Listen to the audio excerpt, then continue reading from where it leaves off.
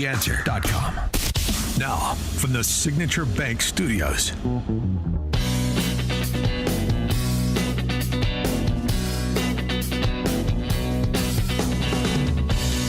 Top of the morning, Dan and Amy. There are two moments that I thought defined the week that was in the D.C. press corps. We started the program with them. I want to revisit them. I want to revisit every utterance that is an attempt to extend the cover-up and rewrite history in an evidence-free fashion. And every hypocritical defense of the same thing depending on a defense or attack on the same thing depending on who is offering the content that is being defended or attacked. So first on the rolling phony mea culpa slash ersatz attempt at accountability that's coming from Jake Tapper and Alex Thompson and the entire cast of characters at CNN that's helping Jake Tapper sell some books. Wolf Blitzer was able to score an exclusive with Jake Tapper and Alex Thompson. I don't know how he got that interview. Yeah, really good. It was a great get. Kudos. And listen to the exchange, because there's a wrinkle here that we hadn't heard this week in terms of the rhetorical strategy, the market positioning. You know, what'd you learn? Right. And this is where Jake Tapper does. He's, I'm very humble about my coverage, and we should have been more aggressive. What did you learn? So, going forward for application, so we can all do better. Be better. Step up.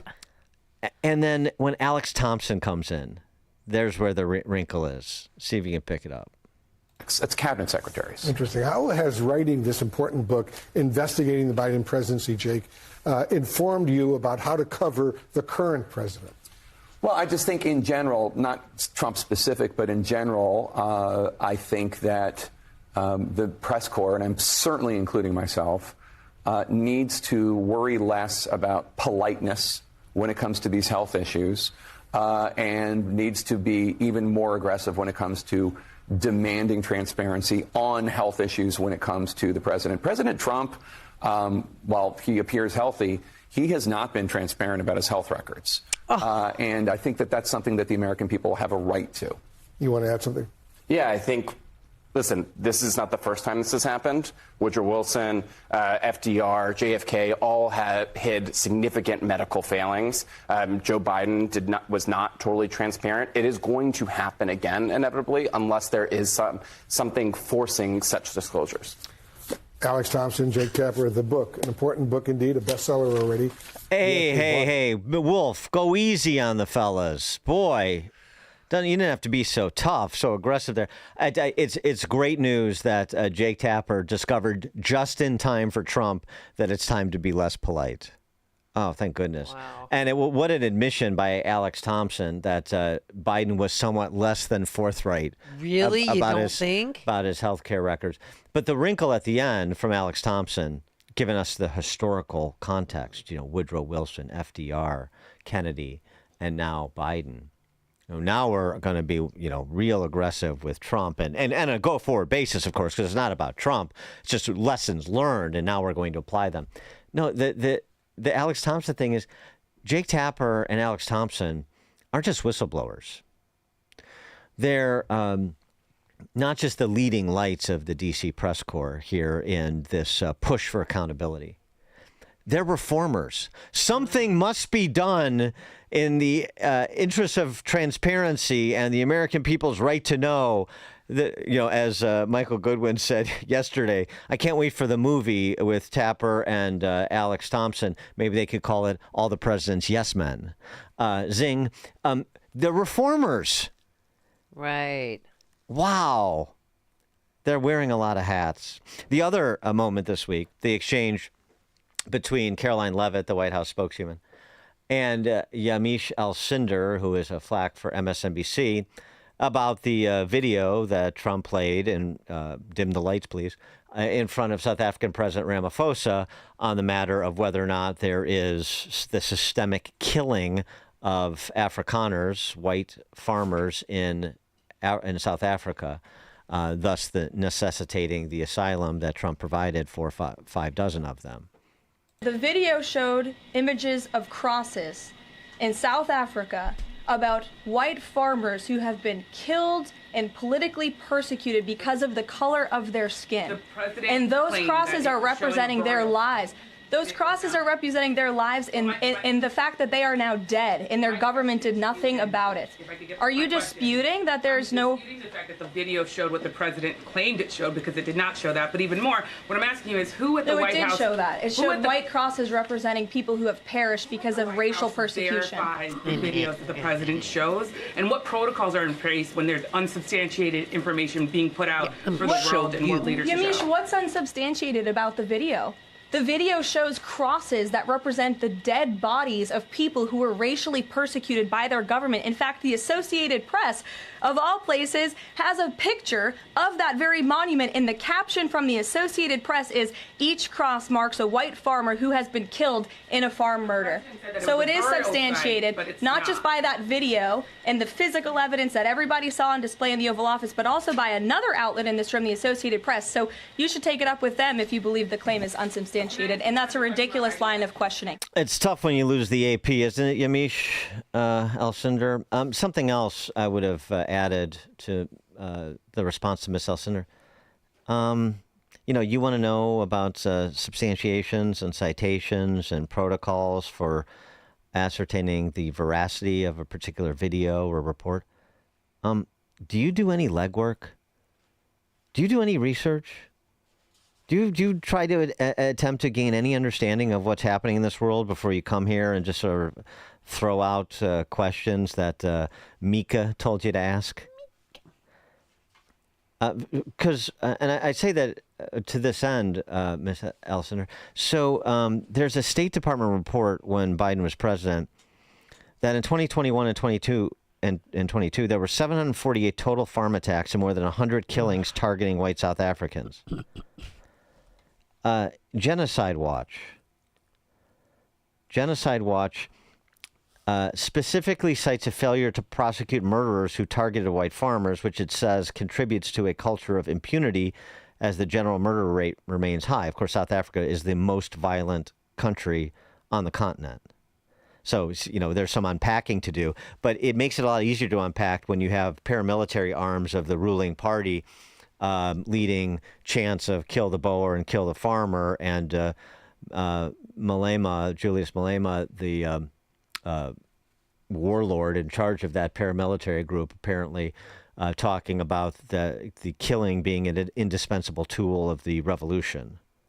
But I know that it's difficult to put those pieces together, Ms. Elcindor, but I think the reasonable person finds that evidence pretty compelling. For more on all this, please be joined by Drew Holden, who writes at his Substack, Holden Court, as in Holden, Holden I Court. see what he did there. Yeah. It's a homonym. Very clever. It's a homonym. Drew Holden, thanks for joining us. Appreciate it. Dan, Amy, thanks so much for having me on, guys. I appreciate it. So your review of the saintly efforts of Jake Tapper and Alex Thompson and those D.C. press corps members who were aghast at President Trump's treatment of South African President Ramaphosa. Yeah, it's curious to me, because I think there's a thread that runs through both of these stories where the press is really, really interested in digging and making connections between maybe disparate ideas, right? We saw this with the Russian collusion narrative. And so whenever there are threads to pull that end up indicting Republicans, particularly Donald Trump, they're very interested in pulling them. They're very interested in digging. They're very interested in fact-finding, which, it can obviously lead them astray, but fundamentally is the job of a curious media, right, to go and find out the information. But when any of that is reversed, when there are signs, indications that point in another direction, particularly when Republicans are the ones who are talking about these sorts of things, there is zero curiosity. I think we're seeing it right now in South Africa. I think we definitely saw it with President Biden's mental decline. Right? That whenever these things come up, it's no. These are when the fact checks come out. These are when the real truth comes out. This is when you're running with these sort of spurious claims rather than just doing the very basic, very fundamental work of journalism, which gets always thrown by the wayside in these politically inconvenient circumstances. Right, and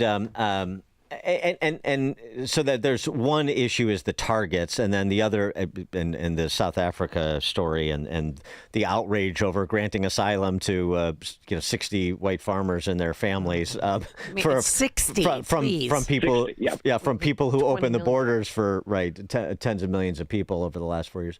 But then the damage control aspect of it, you're formerly in that milieu, watching the damage control as Jake Tapper does his routine, and then everybody who was flack for Biden had any interactions with Biden, and now it comes out previously expressed concerns. They had very passing contact. All they could do was rely on cabinet secretaries or people that were in more regular contact with them. Nobody really spent any quality time with them such that they could see any problem there, even when they are now being documented as having expressed that they saw a problem there. Right, or certainly didn't until after the 2024 election. Yes. Somehow, right.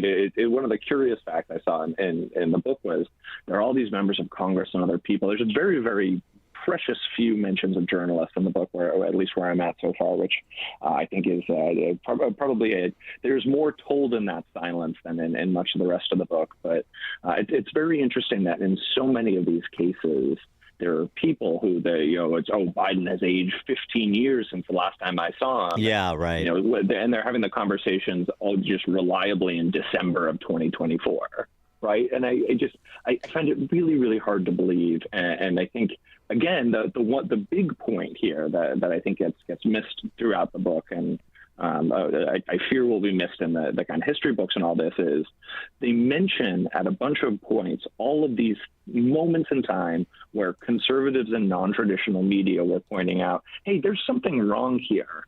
And they do precious little to say, what were we doing at the time, right? Which is why I do these threads, why I do all these social media posts, because I remember what they were saying at the time, right? I remember in February of 2024, when CNN said that the problem with all these concerns about Joe Biden wasn't actually Joe Biden, it was ageism, which remains very. Oh, that's right. It was our fault. Yeah. Right? Like these are the problems.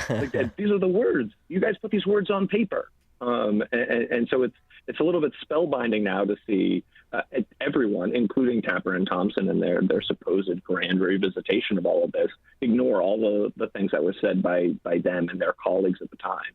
But he is making money off of a mistake that he created. Excuse me. Yeah, I think it's a perfect way to put it. Well, the other approach to this is like when somebody says, "Do you know this guy?" And I say, "Oh yeah, I know him. Yeah, he's a good guy." He's like, "Oh, that hasn't been my experience." And you say, "Well, all I can go is on my experience." That's the other thing they're doing is, look, Morning Joe Scarborough did that on Halpern's podcast this week. Look, I did a 90-minute sit down with him. We spanned the globe, and he answered geopolitical questions better than 99% of politicians could. So I'm not going to turn around and believe my lying eyes or what some right wingers are saying about him, because I spent 90 minutes. And then Halpern's like, there are good days and bad days, and it's all the whole sort of like we can only go by our experience, whether it was a 90-minute conversation or it was a grip and grin at a fundraiser, and everything seemed to be on the up and up. And so that's my base of knowledge. That's all I had to go on. So I did the best I could with the information I had, my experience.